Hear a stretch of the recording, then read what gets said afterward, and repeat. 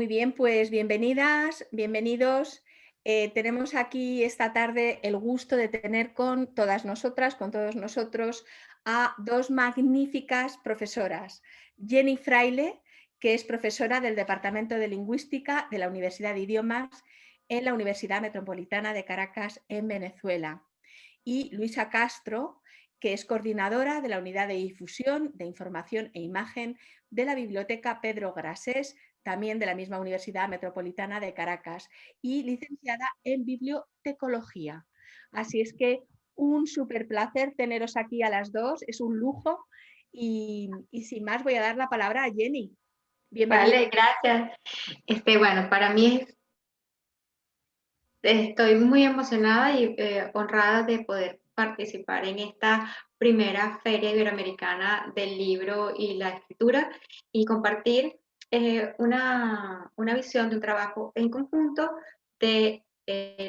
específicamente el Departamento de Lingüística de la Escuela de Idiomas con la Biblioteca Pedro Garcés de la Universidad Metropolitana de Caracas.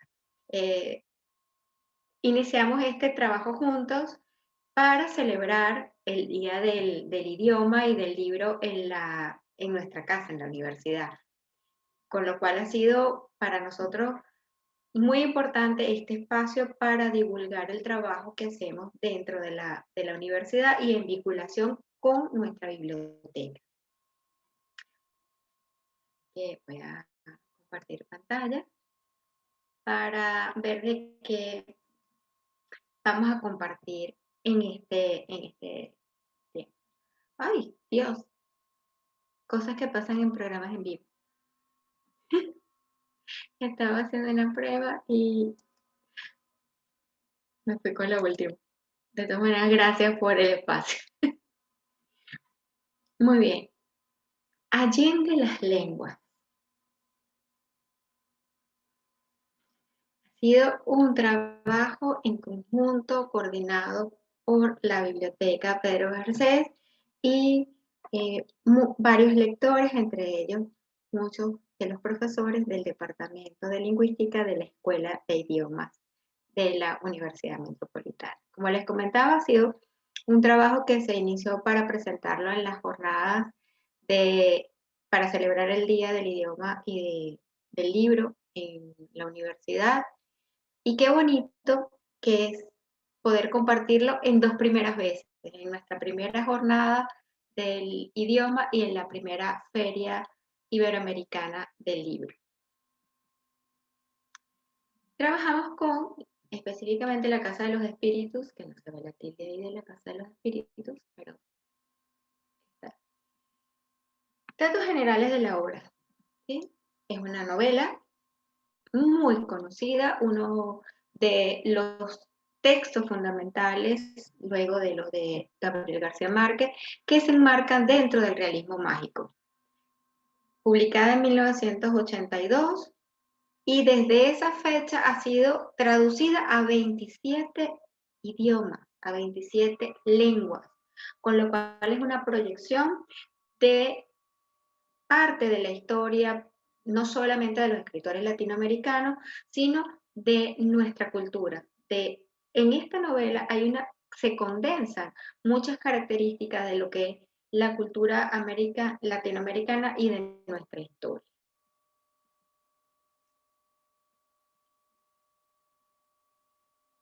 Cuando nosotros leemos, nos imaginamos, tenemos una visión del personaje, nos imaginamos al personaje cómo es a partir de las palabras y de las descripciones que tenemos allí.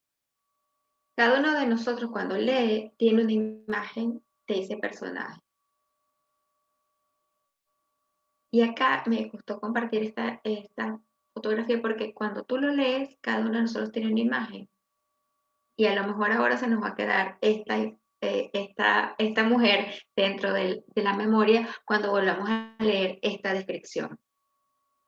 Era uno de sus seres para la grandeza de un solo amor, para el odio exagerado, para la venganza apocalíptica y para el heroísmo más sublime.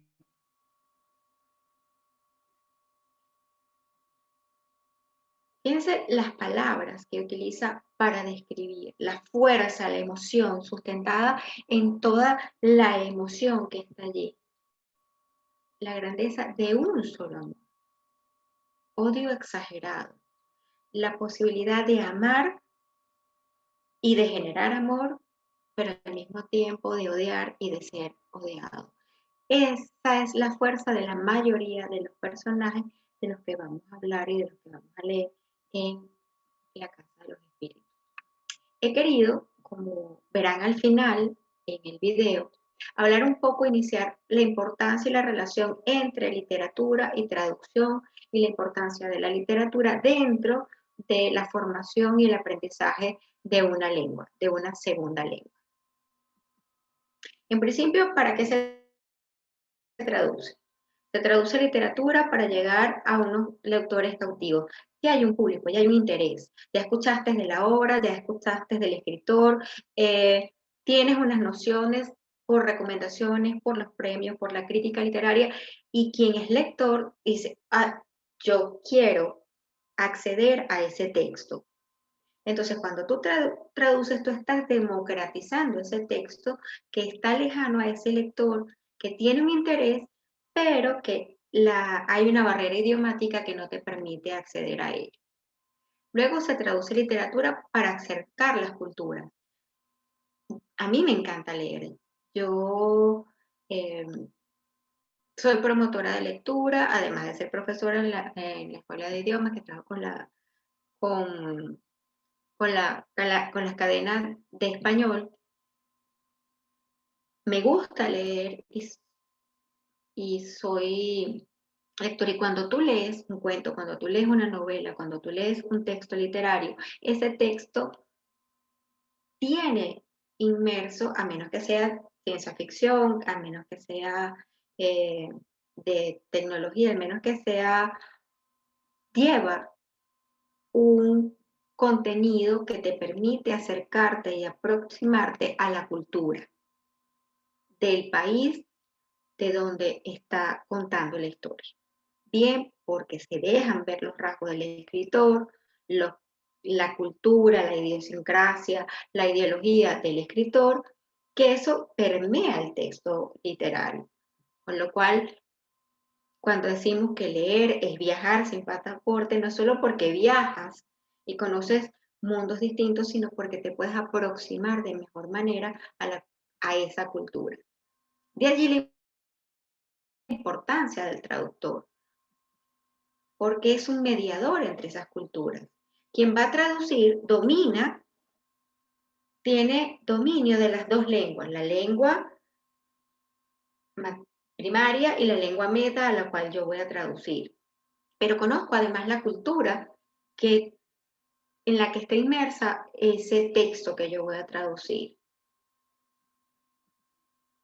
Pone en ejercicio estrategias que le permiten hacer que emerjan de esos textos las dinámicas. Entonces, como yo tengo conocimiento lingüístico, pero también conozco la obra, yo puedo hacer las diferencias, puedo adecuar el lenguaje y puedo encontrar la mejor palabra y la mejor expresión para que lo que está dicho en esta lengua, quien lo lea en la lengua meta, pueda comprender lo que está dicho allí.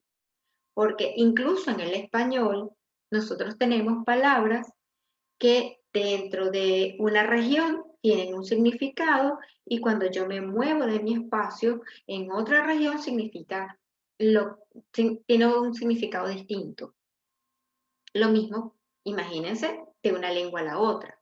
Con lo cual yo no puedo hacer traslate directo, yo no puedo hacer traducciones palabra a palabra, sino yo tengo que encontrar el sentido y encontrar la mejor expresión sin que el texto pierda calidad literaria, sin que la imagen pierda su belleza, sin que la descripción pierda la fuerza.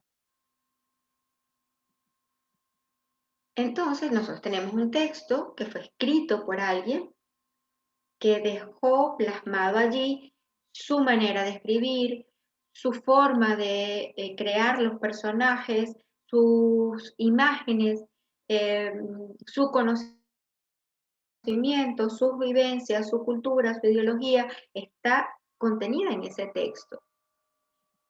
Y tenemos el traductor que surte el efecto de un segundo escritor. Él reescribe la obra para que esa traducción sea realmente buena.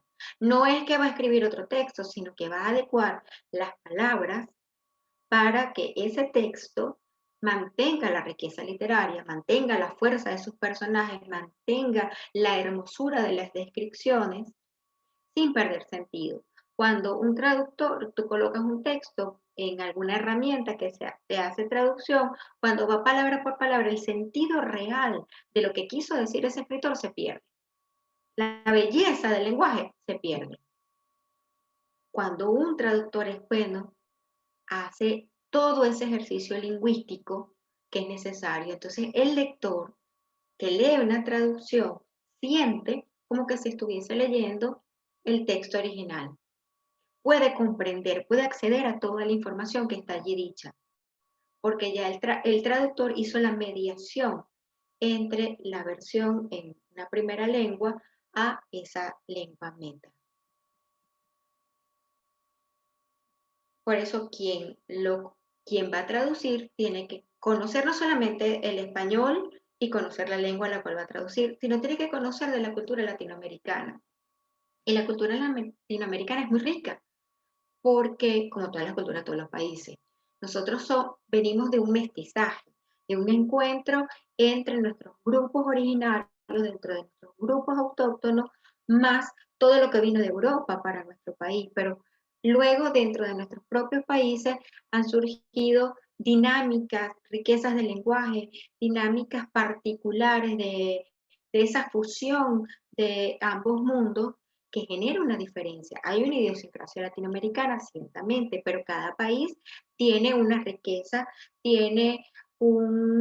de vocabulario, de maneras de alimentarse, de maneras de decir, de maneras de vestir, que son distintas.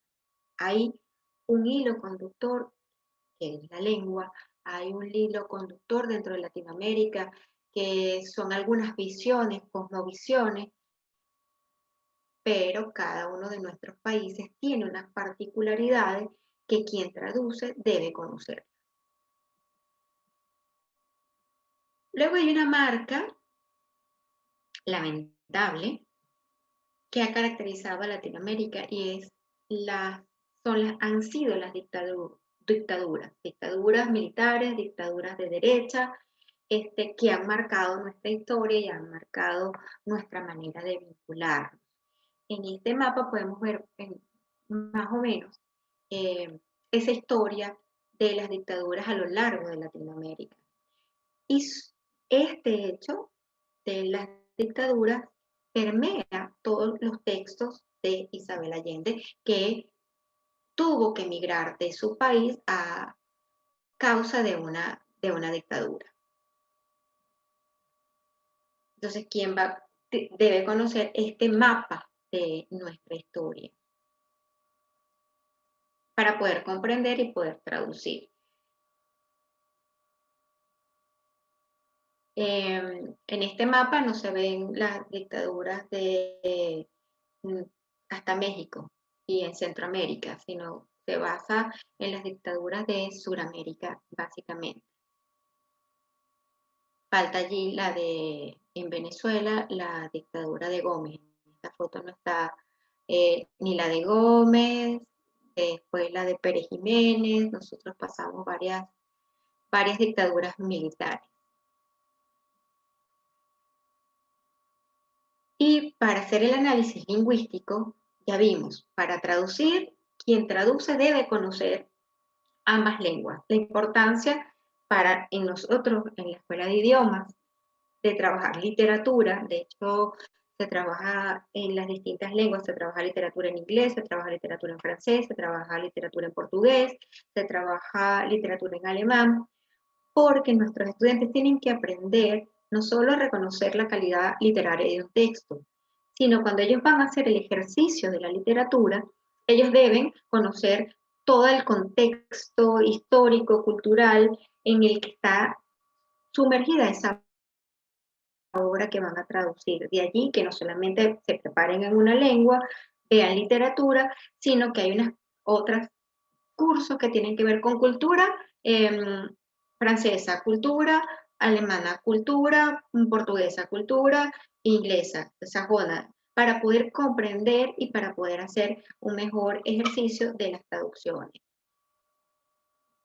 Luego, en mi caso, uno de las metodologías de análisis lingüístico que me gusta más para orientar el trabajo es la propuesta por Roland Barthes. Ese análisis lingüístico, él lo divide en estos 4 niveles. Nivel de las narraciones, y allí nos vamos a encontrar con, bueno, ¿quién narra la historia? ¿Quién me la cuenta? ¿Qué tipo de narrador es? ¿Un narrador omnisciente? ¿Un narrador testigo? ¿Un narrador en primera persona? ¿Quién me cuenta la historia? En la Casa de los Espíritus teníamos la presencia de un narrador omnisciente, sabe todo lo que pasa en todos los tiempos, con toda la familia, está allí. Luego, el otro nivel es de funciones, los núcleos y las catálisis, y el otro nivel tiene que ver con los indicios, con las informaciones, con los informantes, qué nos dice cada personaje, y luego el nivel de las acciones, cómo actúan. Dentro de esas funciones del núcleo, nos habla que son los nudos del relato, las partes de emoción que yo no puedo soltar. Una de las particularidades de la Casa de los Espíritus es que no tiene un solo nudo. A lo largo de la historia hay muchos nudos que son críticos. En el primer capítulo tienes un nudo cuando vas hablando de Rose y no te esperas que ese personaje que tú crees que va a durar no, muere allí. Eso genera una ruptura en el personaje, pero es importantísimo. Esa muerte inicial es importantísima para todo lo que se va desencadenando. Entonces, hay un encadenamiento de nudos en cada capítulo que no puedes, y es una de las particularidades de la Casa de los Espíritus, que no tiene un solo nudo, no tiene un solo clima, sino que van sucediéndose a lo largo del texto. Son consecutivas y consecuentes, con lo cual yo no puedo quitarlos, y eso le da un dinamismo al texto que te mantiene allí aferrado a la historia hasta llegar a la última página. La catálisis, la función de la catálisis es hacer esos espacios de respiro. Te genera una emoción, lloras con el personaje, te molestas con el personaje, con la acción que está ocurriendo, y aquel remolino de emociones que pasa debe sucederle un espacio de descanso para que te puedas recuperar y seguir leyendo y ver lo que ocurre. Eso es la catálisis, son esos espacios de descanso, son esas zonas en la que predominan otros tipos de discurso, la descripción, diálogos, pero que te permiten emocionalmente y en ese proceso de la lectura tener un descanso. Suprimir algunas acciones, pero yo no puedo eliminarlas, no son como cuando hacemos análisis de las oraciones, que dice, bueno, la oración secundaria, si no la idea secundaria, si yo la quito, no pasa nada con el párrafo. En el caso del texto, la catálisis no la puedes quitar. Es necesaria. ¿Es secundaria? Sí. No tiene la misma fuerza, el mismo ímpetu que tiene la otra función, la función de nudo, pero no puedes eliminarla. Es absolutamente necesaria para mantener el ritmo del texto.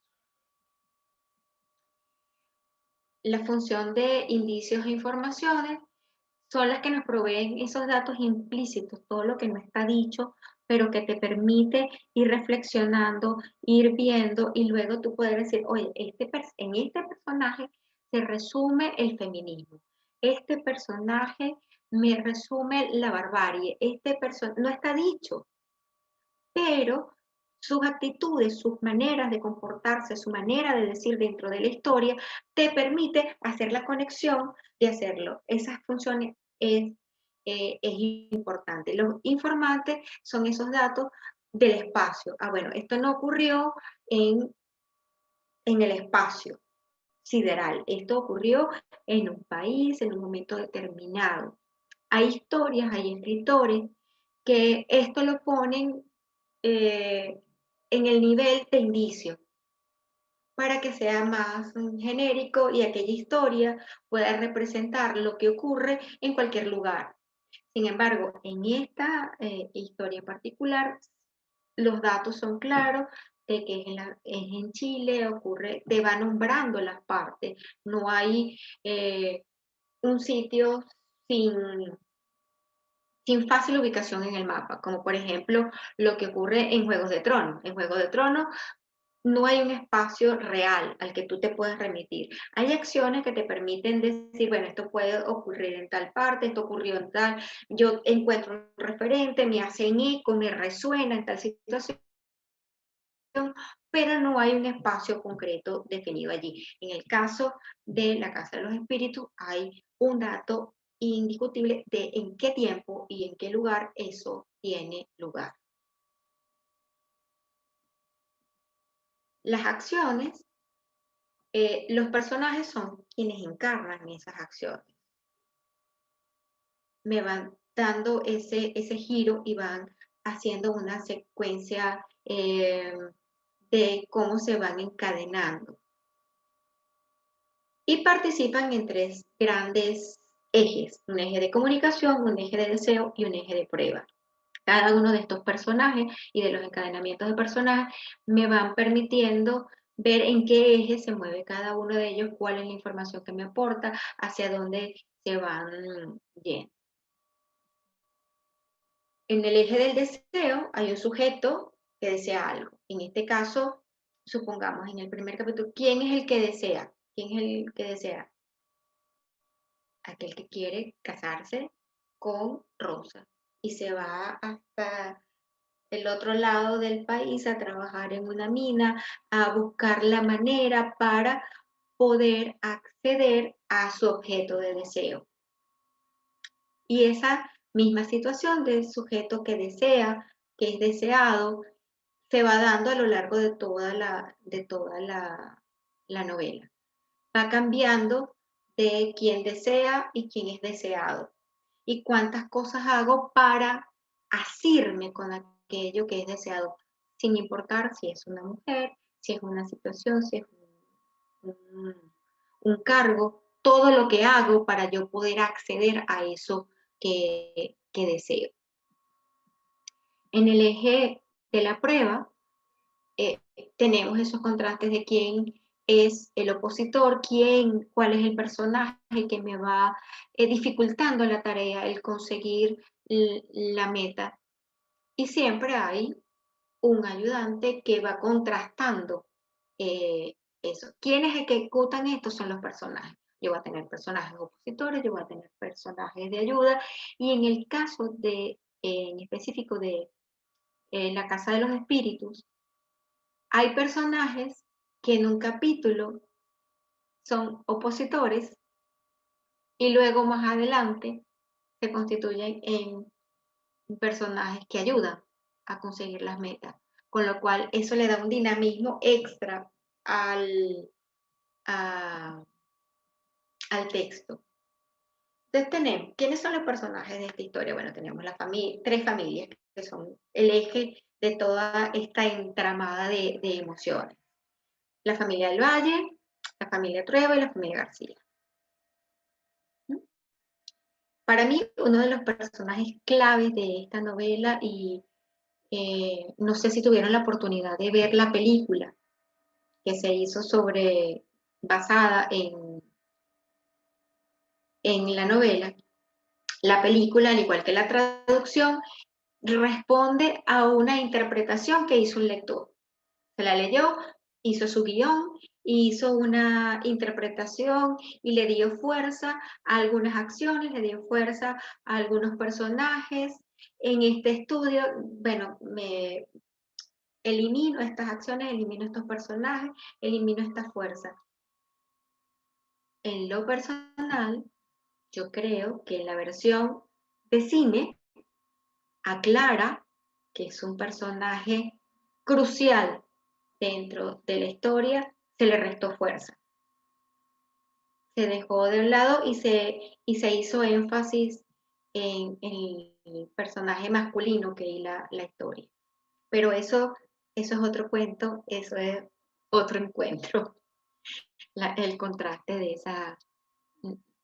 esas versiones.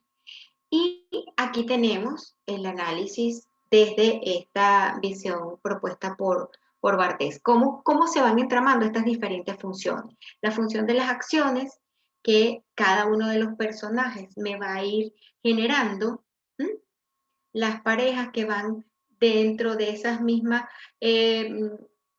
controversias entre amor, pasión, amor libre, me uno, no me uno, amor imposible, amor responsable, amor manifiesto, una sexualidad exacerbada en uno de los personajes que se muestren inclusive como un abusador de todo lo que es la parte femenina. Pero el deseo se debate entre el deseo por el amor, el deseo por la conquista de una relación estable, se debate con el deseo del poder y a veces supera el deseo por el poder, por asirse del dominio en la parte política, y ese deseo deja a un lado todo lo que es la parte emocional y hace el énfasis en ese nudo, y el poder se va viendo con más fuerza. Y entonces es un poder que no solamente lleva a la dictadura fuera de la casa, sino la dictadura de puertas adentro, como la libertad de derecho, la libertad de decidir, de tomar partido dentro de la casa es limitada por el personaje más principal masculino de allí, que eh, te devela toda esas circunstancias.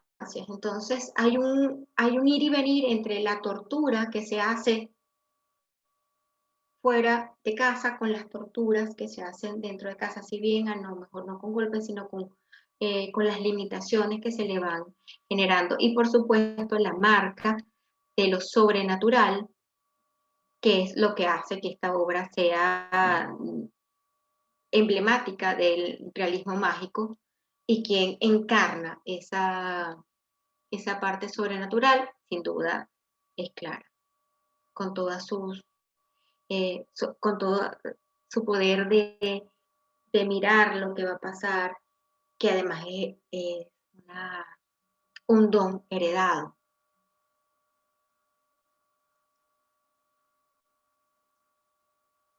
Pero la importancia de esta obra, que para conocerla, para yo poder ir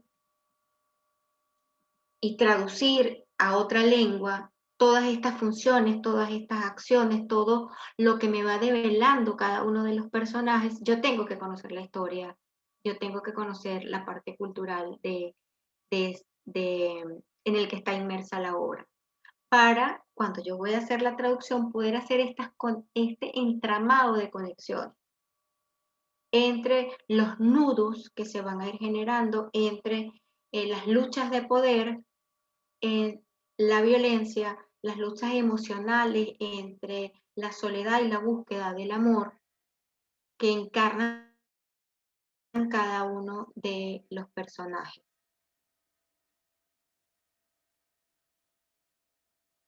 Quien hice alusión al principio a las dictaduras latinoamericanas y a nuestros mapas, porque son temas recurrentes dentro de la obra de Allende. Inicia con esta obra de La Casa de los Espíritus, pero si, por ejemplo, leen Retrato en Sepia, también hay alusiones a esta situación.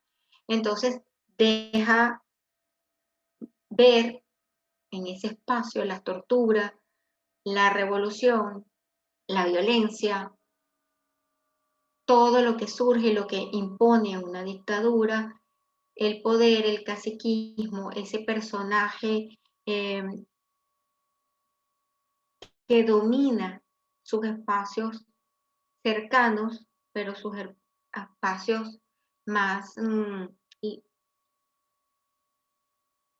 no digamos lejanos porque es su país, pero no tiene una doble posición, no se comporta dentro de su entorno familiar y cercano de una manera y luego en los ejercicios del poder en el que va denotando, actúa de igual manera. Pocas cosas le conmueven. Y hasta si tienen alguna pregunta, no he revisado el chat, veo que hay 6 comentarios. Sí, la película se ajustó al libro, por eso, pero en lo personal yo siento que al Clara le restó importancia, no le dio la misma fuerza que yo como lectora siento que tiene dentro del libro. Pero eso es la interpretación de quien hizo el guión para película y está bien, no está mal. Por eso a mí me encanta contrastar las películas con los libros y la visión de distintas personas. Por eso hice el énfasis de que en lo personal a Jenny creo que aclara, quizás porque Clara es mi personaje favorito. Profesora, una pregunta. ¿Me escucha, Ajá. verdad? Sí. Sí, te escucho. Vamos, supongamos, el director de la película tenía la traducción, me imagino, de La Casa de los Espíritus en inglés. Puede que eso haya tenido alguna influencia en la historia en la historia, no, perdón, en el desarrollo de la película. En el desarrollo del personaje, sí. Sí, ciertamente. Ciertamente.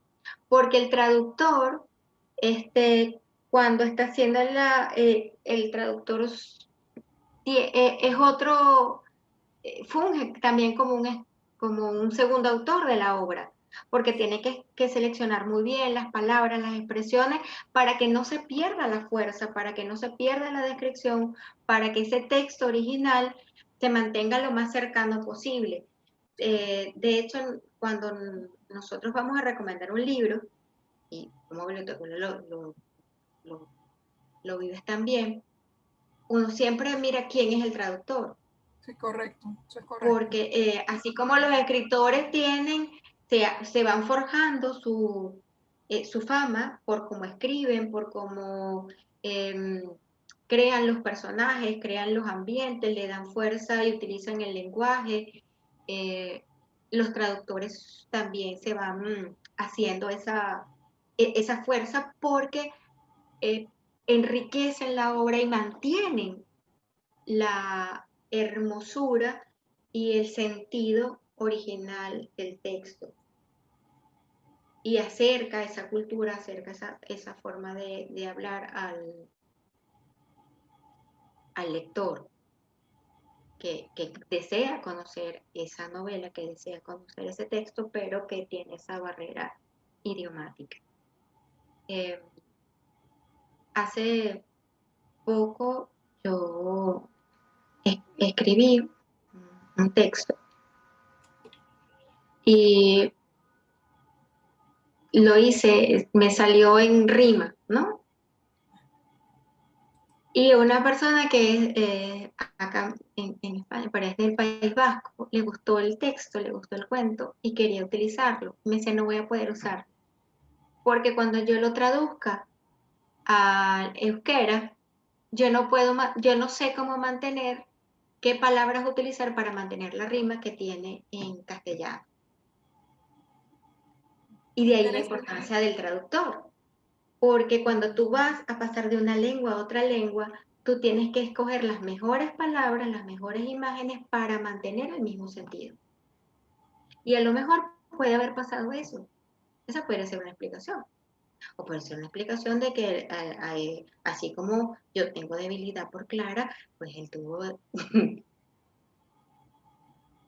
Sí, bueno, y eso es un derecho del lector.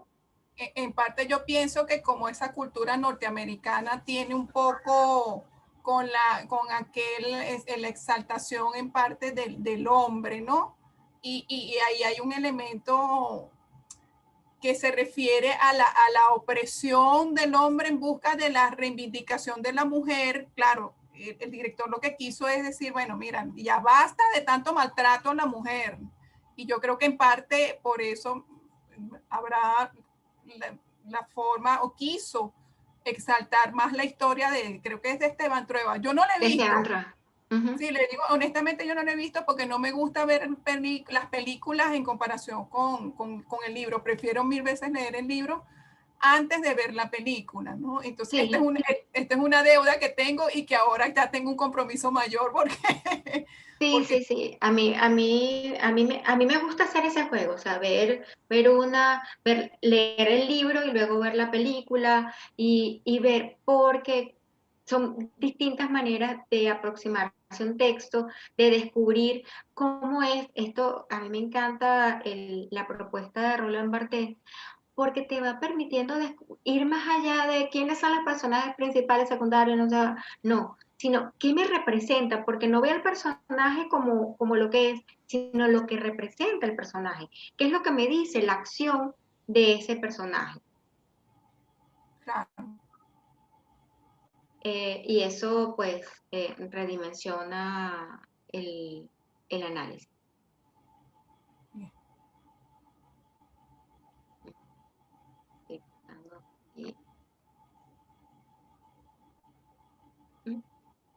Bueno, están unos compañeros están conectados, si quieren hacer algún comentario. Algún comentario hasta ahorita. Y ahorita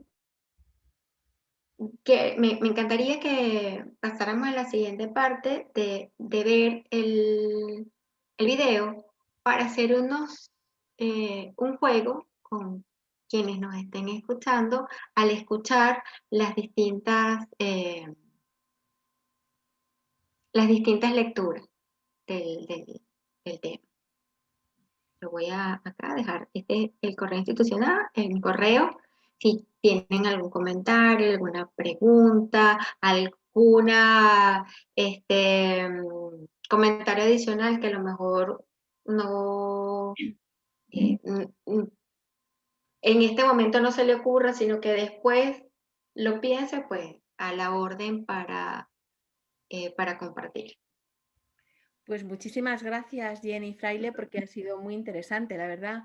Y le vamos a dar ahora la voz a Luisa Caruto. Así Bien. Que, Luisa, pues cuando quieras. Ya, si me permiten, entonces voy a compartir pantalla. Sí. Voy a compartir un momento acá la pantalla. Nosotros hicimos una breve presentación para que vaya ajustando. Entonces, bueno, buenas tardes. Aquí en Venezuela son las 3 de la tarde, ya ha pasado un poco, ¿no? Casi un cuarto para las 4. Pareciera las 6, 8 de la noche porque ha sido un día muy lluvioso. Ha sido un día muy lluvioso, pero bueno, afortunadamente eso es bueno porque ha llovido poco aquí en Venezuela. Primero que nada queremos darle las gracias a los organizadores por la participación, por permitirnos participar acá en esta feria. Para nosotros realmente es un honor formar parte de todas estas celebraciones que siguen hasta el 30. En 15 días haciendo galas del libro y la lectura, ¿no? Que es un factor importantísimo para la cultura y para la educación. Esperamos que esta actividad, o esperamos que hayan otras oportunidades para seguir compartiendo. Allende de las Lenguas fue una invitación por parte del Departamento de Lingüística. El Departamento de Lingüística está adscrito a la Facultad de Ciencias y Artes de la Universidad Metropolitana. Ellos nos invitaron para formar parte de las celebraciones del Día Internacional del Libro y Día del Idioma Español. Esto fueron una serie de actividades que se hicieron de forma virtual. Sabemos que por la situación de pandemia son muy complicadas las actividades presenciales, ¿no? Por lo que se aprovechan las tecnologías de la información. Y bueno, parte de esas actividades consta de 3 videos que presentó la Biblioteca Pedro Graces, que son la lectura de La Casa de los Espíritus en inglés, en portugués e italiano. Con esto nosotros lo que queremos es promocionar la lectura de la colección de Isabel Allende, tanto en el idioma español, tanto en español como en idioma extranjero. Y aparte de eso, darle el apoyo al Departamento de Lingüística y a la Escuela de Idiomas para, por supuesto, para su estudio, para el estudio y la investigación del idioma. Aparte de eso, quisimos dar a conocer la historia de la Casa de los Espíritus a través de las figuras protagonistas, que son las figuras femeninas de Clara en el capítulo 3, Blanca en el capítulo 5 y Alba en el capítulo 9. Estas lecturas fueron hechas por profesores del Departamento de Lingüística, en la voz de la profesora Michelle Hayek, lo hizo en inglés, el profesor Ricardo Tavares en portugués y la profesora Emperatriz Paiva en italiano. Y por supuesto la versión en español o la lectura en español la hicieron colegas, compañeros de trabajo de la biblioteca. Estos videos se encuentran publicados en YouTube. Aquí les estoy dejando la dirección de YouTube. Igualmente también pueden en el buscador pueden colocar Allende las Lenguas, inmediatamente les recuperan los videos, ¿no? Bueno, hablar de la historia de Isabel Allende o hablar de Isabel Allende también amerita un poco de la historia de ella y a raíz de todo esto, a raíz de la promoción de sus libros y de ella misma, sale Sonia Heckeren de Maro Torres.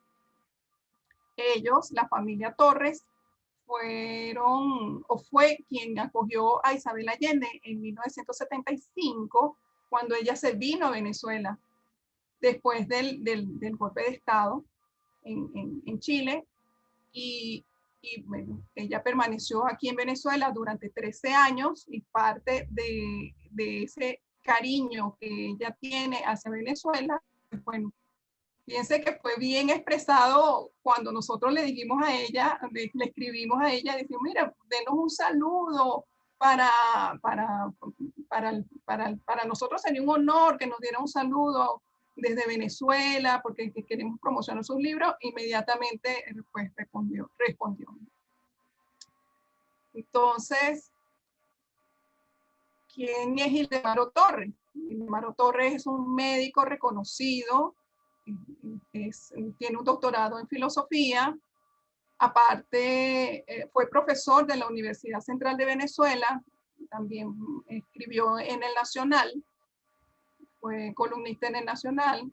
Tengo entendido de que Isabel Allende también trabajó en El Nacional.